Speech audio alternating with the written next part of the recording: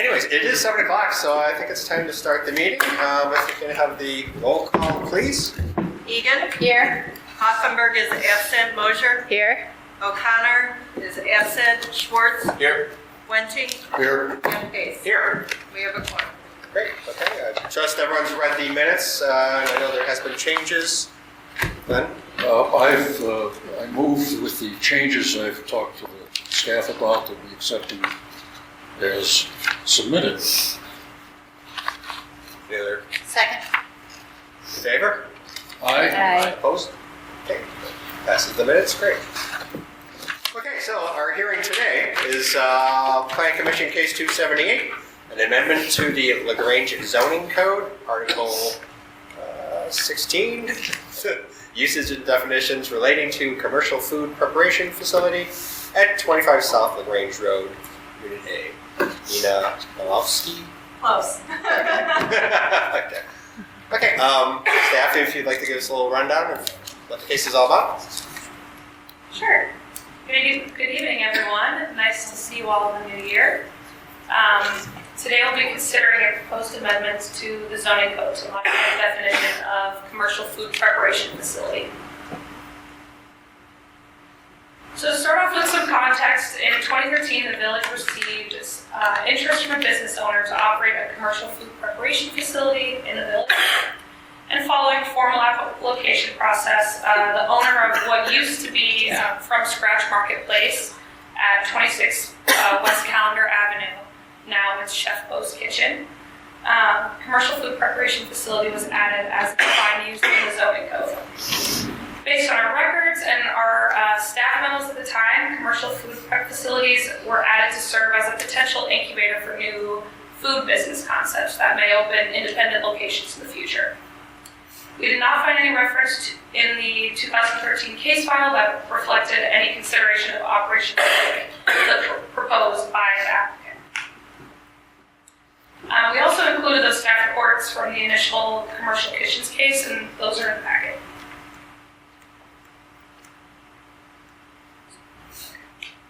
So just to add some more context about the applicant, in September of 2018, the applicant approached the village with interest in bringing water lemon kits to LaGrange. During this time, the code did not address indoor children's recreation facilities, and they were not a permitted or special use in our zoning code. However, the applicant went forward with submitting applications for a text amendment to allow such use, indoor recreational facilities, as a use and a special use. And then they were approved that amendment and approved for a special use permit at the location of the subject property, 25 South LaGrange Road. Like I said, the village determined her use and children's indoor recreation to be special use. Just 1 second. Sorry, a little bit. And then following this, a couple months ago, the applicant reached out to us to amend the text one more time to add another use, or sorry, 1 second. I was jumping forward. Back to 2018, those applications were approved, like I said. You can find them in your packet. And the applicant began operating Water Lemon Kids, which has been there since.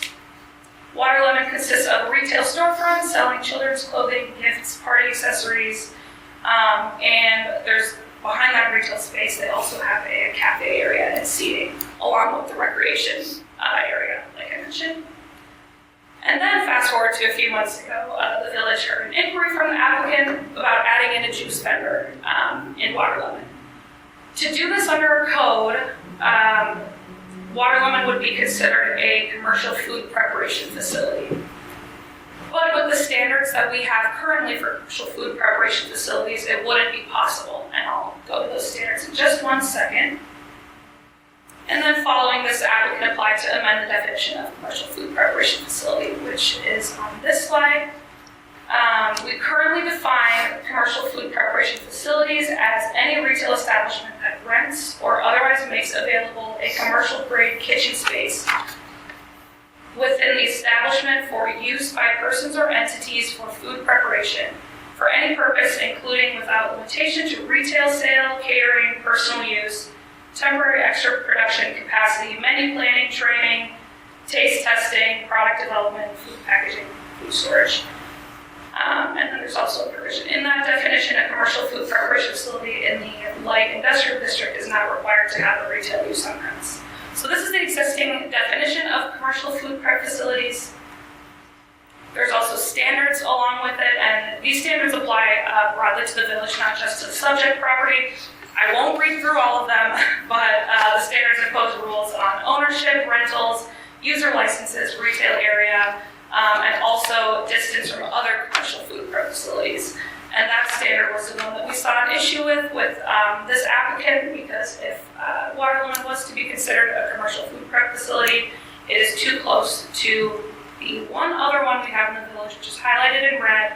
Like I mentioned earlier, 26 West Calendar is the only food prep facility commercial food prep facility that we have in the village currently. And the applicant's water limit does not, does not meet that standard. It's closer than the 400 feet that we require.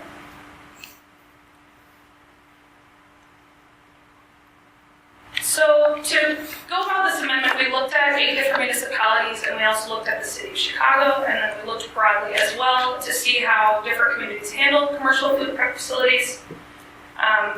From looking at our neighboring communities, none of them had a specific definition for commercial food prep facilities. And however, the city of Chicago did. And we looked at their definition and we borrowed and used some similar language to theirs. And here is the proposed definition, and I'll read it. An establishment with an exclusive or primary purpose of utilizing, leasing, or renting its kitchen space to multiple individuals or entities for food preparation for any purpose, including without limitation to retail sale, catering, temporary extra production capacity, menu planning, training, taste testing, product development, and food packaging. So a lot of the last portion without limitation was kept from the last one. We did, however, update the initial sentence, the initial part of the definition.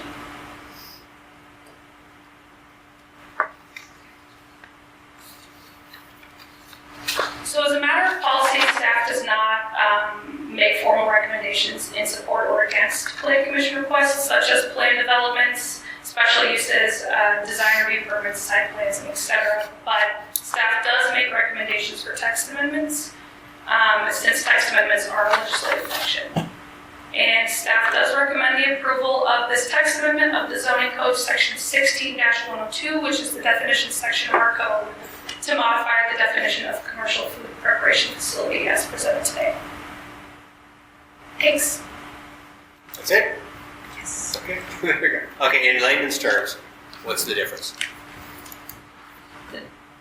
Go read it.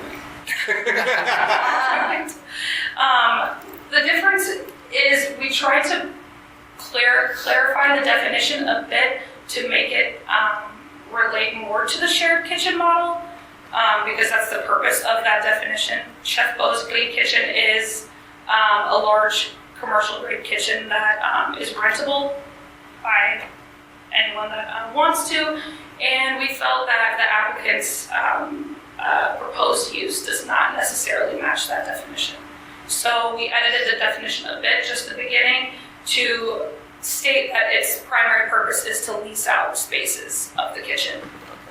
So does this replace what was there before, and does Chef Bo fulfill it? Yes, Chef 26 West Calendar, Chef Bo's Clean Kitchen will not be impacted. It's just a definition update. They are still under the definition of commercial food preparation facility.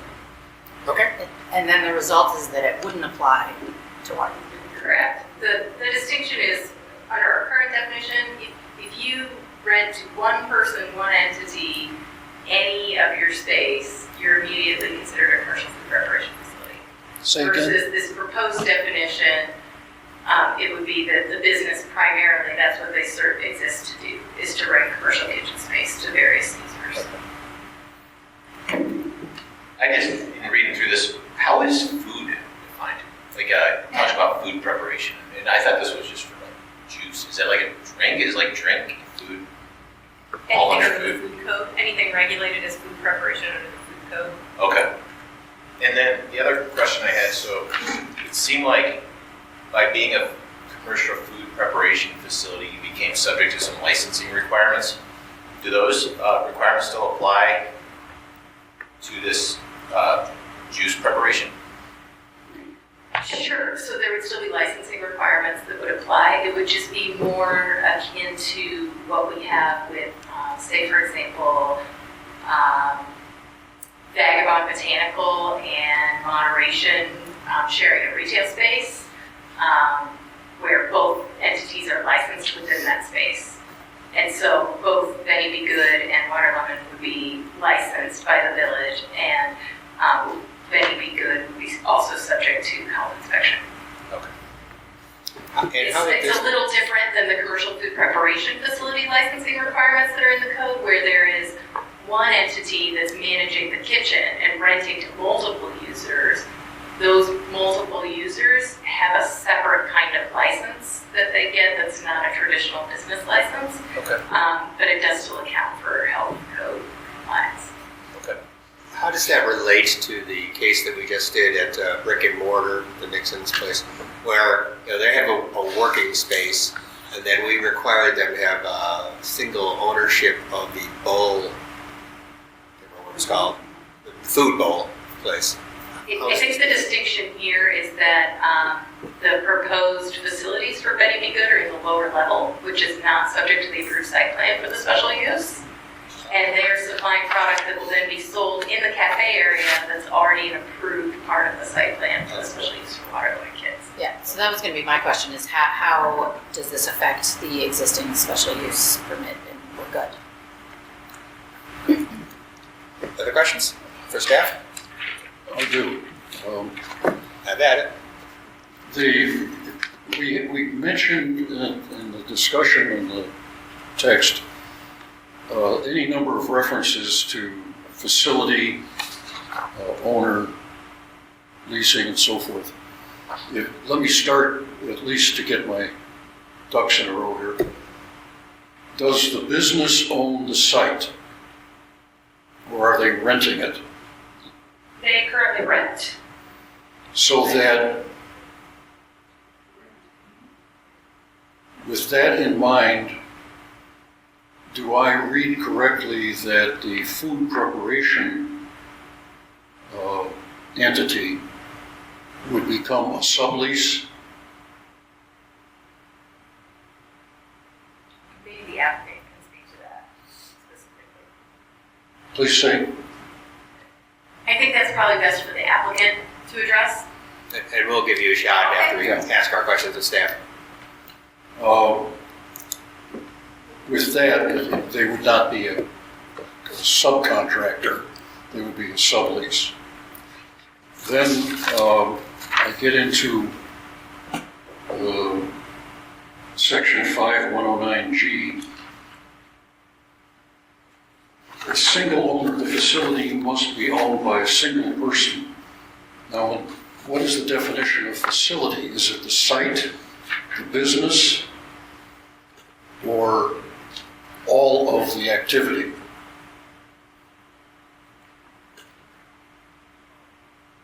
So that's the definition of commercial food preparation facility. The conditions for commercial food preparation facilities, that would be the commercial food preparation facility, the licensed facility, Okay, so would that have to be owned by a single person or entity. And again, the purpose of this amendment is to continue to have commercial food preparation facility apply to true commercial food preparation establishments like Chef O's, but exclude these more ancillary arrangements like Water Lemon is proposing. Okay. That would help because by whatever means it becomes possible to do that, then that person must be the sole proprietor of it.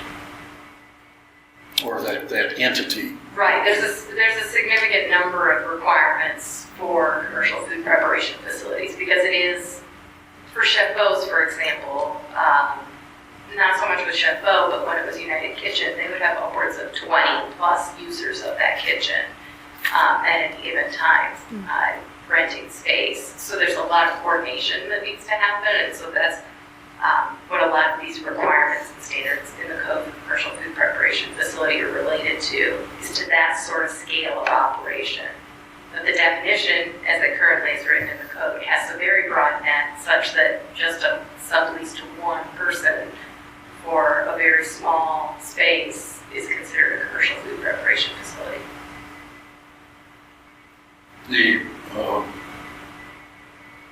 We also discussed I believe it's in 109G again, item 9, the spacing requirements. I will probably still need some clarification in terms of how that's to be interpreted, in terms of distance and whether or not they are essentially identical, or because of the redefinition that they are not identical. Right, so the distance requirement would no longer apply because they are not, because water limits proposed operations would not fall within the definition of a commercial food preparation facility. Those distance requirements would not apply. I just wanted to make sure we weren't dealing with a distinction that there was no difference. No, these distance requirements are only between two commercial food preparation facilities. So if one is no longer considered a commercial food preparation facility. Arose by any other name. All right. Thank you. That's it. Other questions for staff? Mr. Moser? Mine were covered. Okay, good.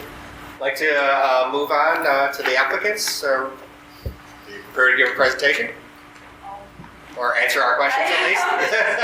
Yeah, before you do so, I have to swear you in since it's Sure. you can stand it, it's okay. It is a public meeting, even though there's not much public here. Do you swear that the testimony that you're about to give is the truth to the best of your knowledge? I do. Thank you. Very good. Please go ahead. I did not prepare a speech, quite frankly. I wasn't sure if that was required or not, but I'm more than happy to answer any questions that you all might have. First and foremost, thank you all for being here tonight, and I'd like to just say a very broad thank you to the village in general. You guys have always been wonderful supporters of Water Lemon. We have ebbed and flowed since we opened our doors in January of 2019. This is our 6th-year anniversary month. We sustained quite a bit of hardship, as you might imagine, a young family with a small child opening a business in a year before a pandemic that pretty much crippled us for the better part of 2 years. And some might argue we were still recovering from even 3 and 4 years later. So again, thank you to Charity, Roya, and everybody that has been a partner to me as we try to incorporate this new offering to our community.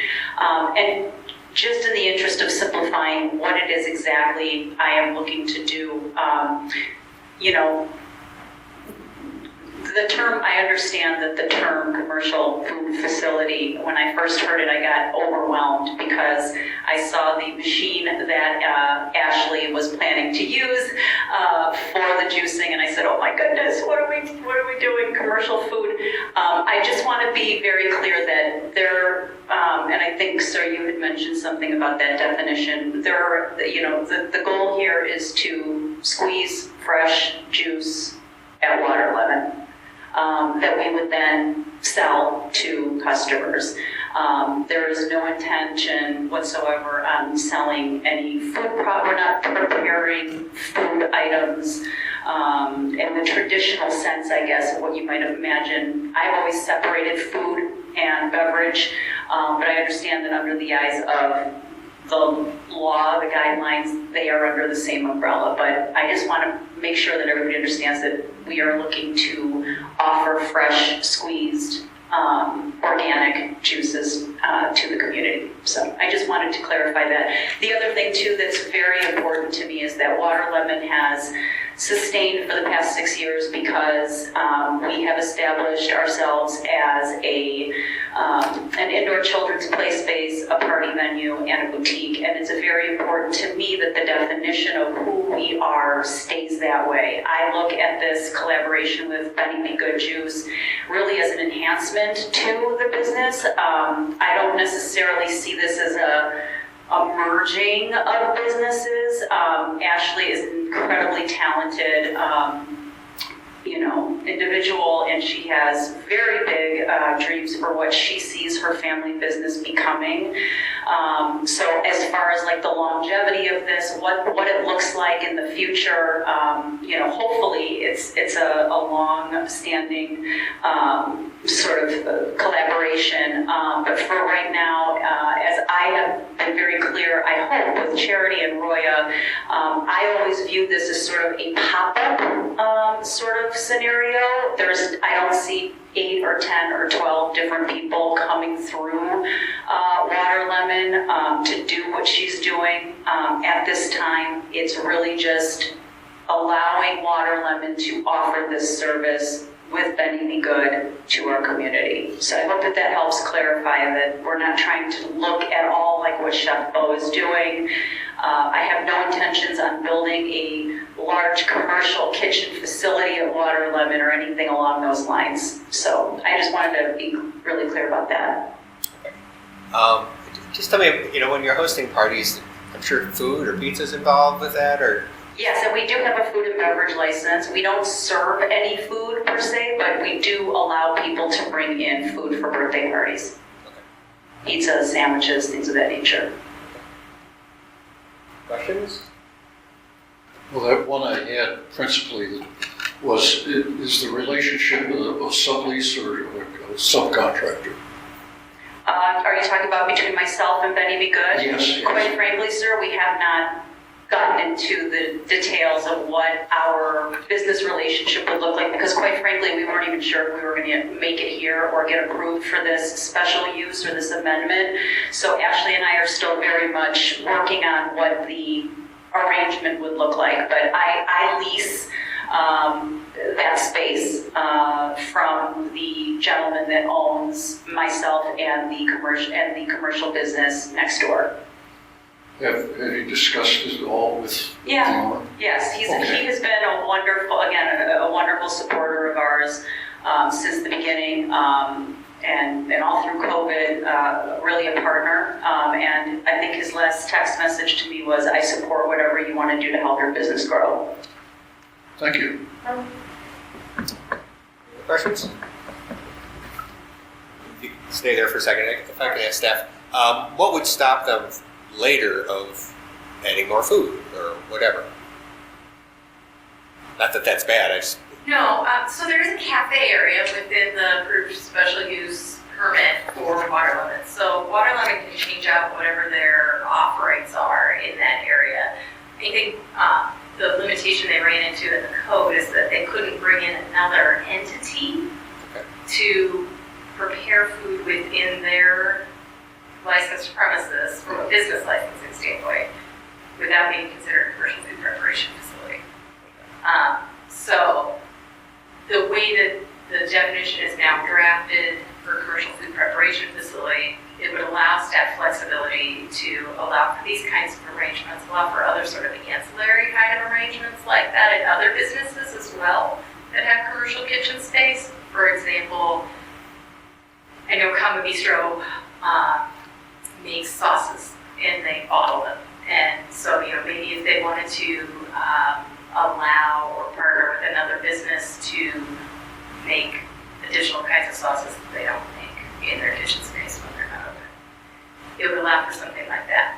But if it got to a point that a business was attempting to rent to 4 or 5 or 6 different people in their commercial kitchen space, staff would have a backstop to say, no, that's a commercial food preparation facility and you need to go through the process for approval and meet the standards. Okay, great. I didn't know if you were more getting at the question of at what point does preparing food and selling it, kind of, where's the line between that and then kind of becoming like a restaurant? So, Water Lemon has an approved special use permit as part of that. I think it was in your packet. The site plan and the ordinance defines what area they can use. I don't know.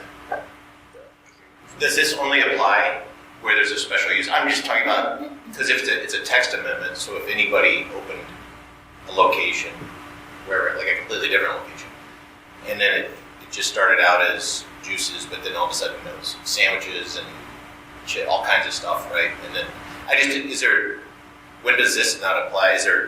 You become subject to a different part of the code? So, there's no limitation on eating establishments in the code.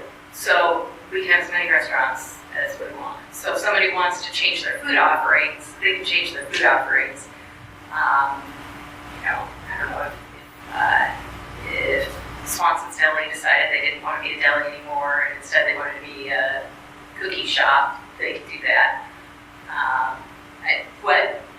What this definition relates to is if they wanted to then no longer be a deli or a cookie shop and they wanted to rent to half a dozen different people as a commercial food preparation facility.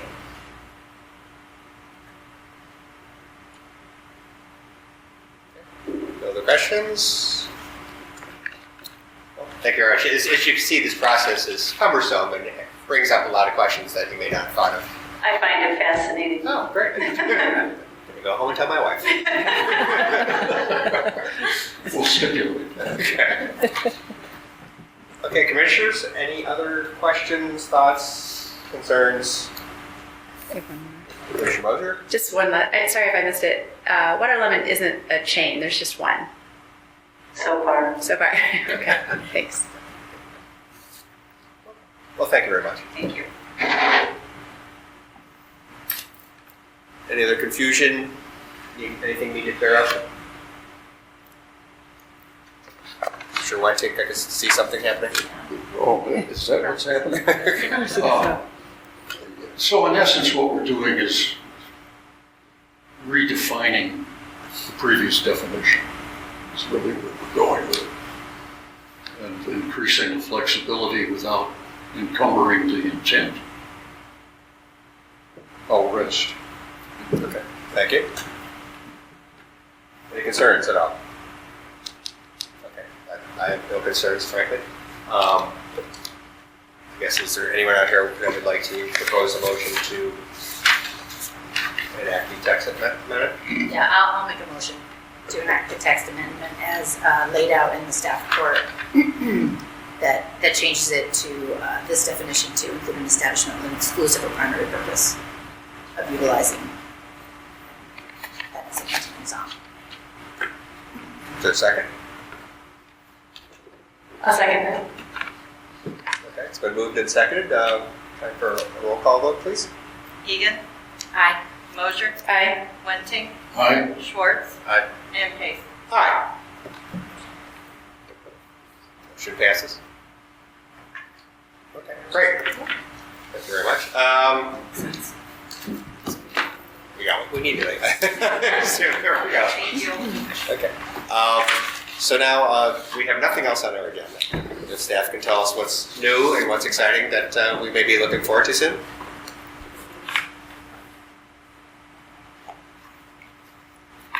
Yeah, next month we'll be, the commission will be hearing a solar text amendment of our solar code. After the two cases in the zoning board there were two solar cases at the end of last year to place solar panels within the 60 degrees of the front lot line. It's kind of hard to understand and hard to measure, and the village board directed staff to take another look at the solar code, and so we're proposing a text amendment of that, and that'll be next month. Okay, great. And where do we get the new technology?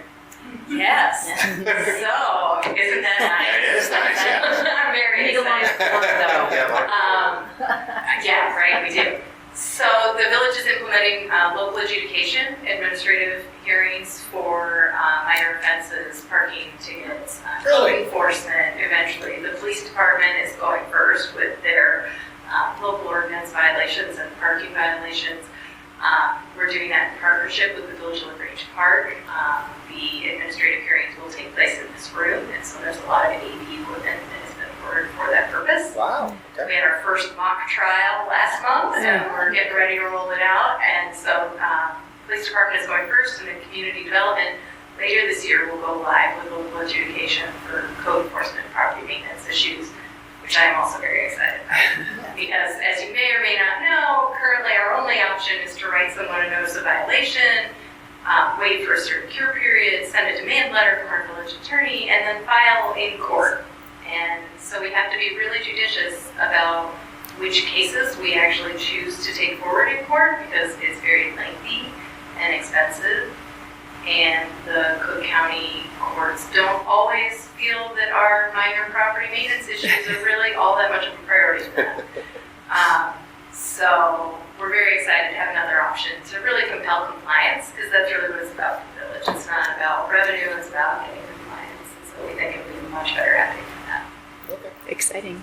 And we get to use it too for our meetings. And we get new TV monitors. It's great, yeah. That's wonderful. And other exciting news, we were granted an award for a planning effort with CNET for the South of Grange Road corridor from Yay. 47th Street to our southern boundary. Excellent. So in December, the village board approved the agreement with CNET for our portion of the expenses. So we are having a kickoff meeting later this month with the CMAP staff for that project. So Yes. obviously the planning commission will be involved with that, and we can begin advancing some of those recommendations of LaGrange forward. Wow, Love great. that. That's great. All paying off. Yeah. Excellent.